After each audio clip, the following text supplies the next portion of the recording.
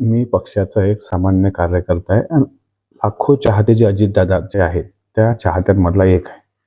इतक्या मोठ्या माणसाचं असं जाणं, हे मनाला हलवून सोडणारं आहे. आज 4 दिवस झाले महाराष्ट्र अजूनही हळहळतोय आणि मी कालपासून पाहतोय, की पहिल्या दिवशी बातमी चालली टीव्हीवर, की 6 लोकं विमान प्रवासामध्ये होते. नंतर मृतदेह जे सापडले ते 5 लोकांचे सापडले. तिथे थोडीशी शंका मला जाणवली.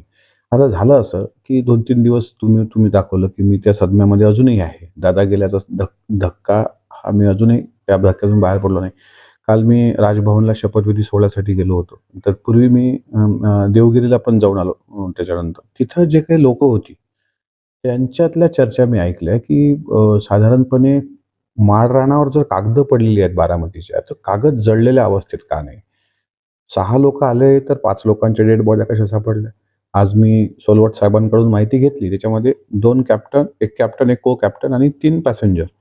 त्याच्यामध्ये आदरणीय दादा, विदीप जाधव आणि ती माळी असे 3 आणि 2 5 लोकं होते असं समजलं. पण पहिल्या दिवशी बातमी जी दाखवली गेली, ती 6 लोकांची दाखवली गेली. बीजीसी न्यूजनी ती बातमी दाखवली. बीजीसी यानं म्हटलं होतं ते. येस. आता तिथल्या ड्रायव्हरची पायलटची हिस्ट्री ही तो ड्रिंकर होता.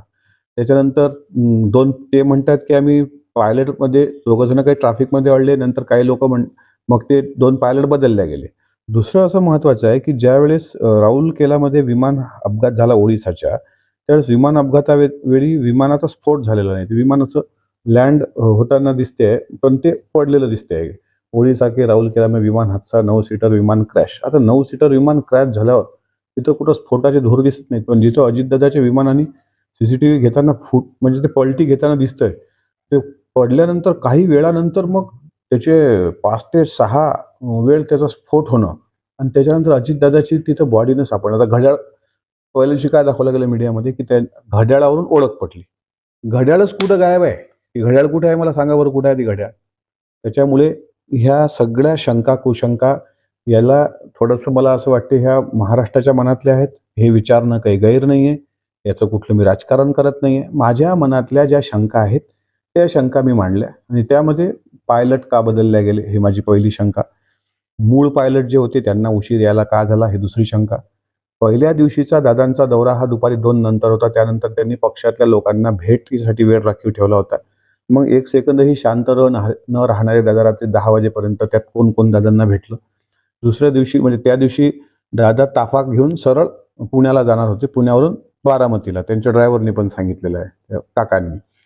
त्याच्यानंतर ते अचानकपणे विमानात जायला कोणी सांगितलं, कशा सभा दुसऱ्या दिवशी कोणी घेतल्या, हे सगळं गुपित रहस्य आहे. म्हणजे जसं नेताजी सुभाषचंद्र बोसांच्या बाबतीतलं रहस्य आहे, तसंच काहीसं रहस्य अजितदादांच्या या विमान दुर्घटनेचं आहे. ते रहस्य काय आहे, खरं खोटं काय, हे जनतेच्या समोर आलं पाहिजे. कारण दादा गेल्यानं अख्खा महाराष्ट्र 5वा दिवस आहे साहेब, हळहळतोय आजही.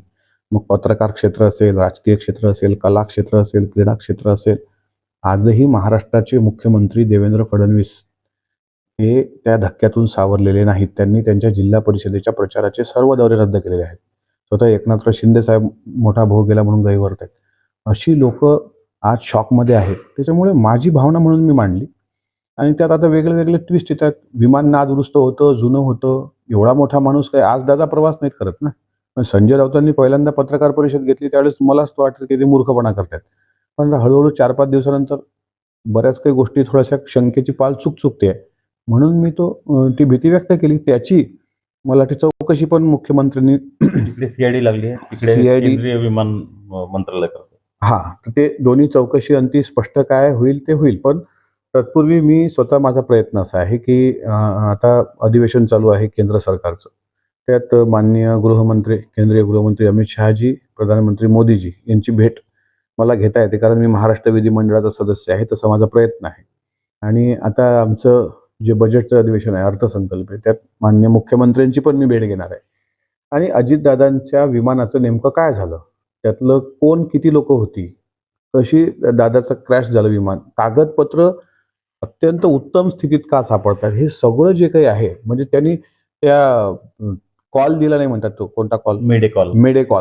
मेडे कॉल शेवटी त्या पायलटने दिला नाही. ते न देण्याचं कारण काय? आणि फ्युएल पूर्ण होतं. मला वाटते 1400 किलोमीटर फिरेल फ्लाइट इतकं फ्युएल त्याच्यामध्ये होतं आणि एकदा जर त्याला लँड होताना ते दिसत नसेल, तर तो दुसरी घिरटी, तिसरी घिरटी इतकंच काय शेवटी त्याला हे पण सांगितलं गेलं होतं का पुणे एअरपोर्टवर तुम्ही लँड करा किंवा तिथून सोलापूर एअरपोर्ट जवळ होतं. तसं न होता डायरेक्ट त्यांनी मला ते दिसतंय म्हणून सांगितलं बारामतीच्या तिथल्या सेंटरला आणि त्यांनी सांगितलं का लँड करा. हे